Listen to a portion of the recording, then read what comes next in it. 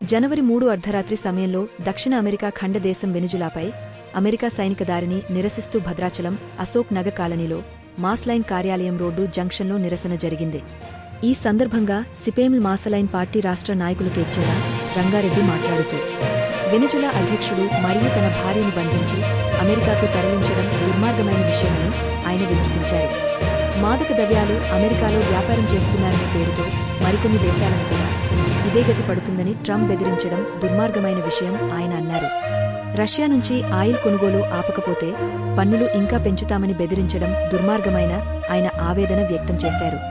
ఈ కార్యక్రమంలో జిల్లా నాయకురాలు కెచ్చెల కల్పన, డివిజన్ నాయకులు సాయి అన్న, మునిగేల శివప్రశాంత్, నరసింహారావు, కుమార్, పాలెం నాగరాజు, ఇర్ఫా సామ్రాజ్యం, చెంచయ్య, శాంతక్క, లక్ష్మక్క, ఇరమయ్య, సత్యబాబు తదితరులు పాల్గొన్నారు. ప్రపంచ పోలీసుగా ఉన్నటువంటి అమెరికా పేద దేశాల మీద, స్వతంత్ర దేశాల మీద తన స్వార్థం కోసం దాడులు చేయటానికి చాలా కాలం నుంచి ప్రయత్నం చేస్తూ ఉంది.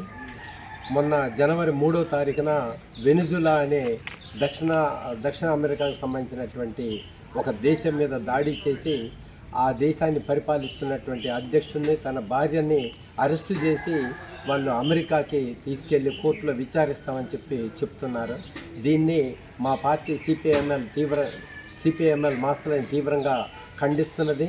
ఇలాంటి దుశ్చర్యల్ని మానుకోవాలని చెప్పి అరెస్టు చేసి తీసుకెళ్ళినటువంటి ఆ వెనిజులా అధ్యక్షుడిని, తన భార్య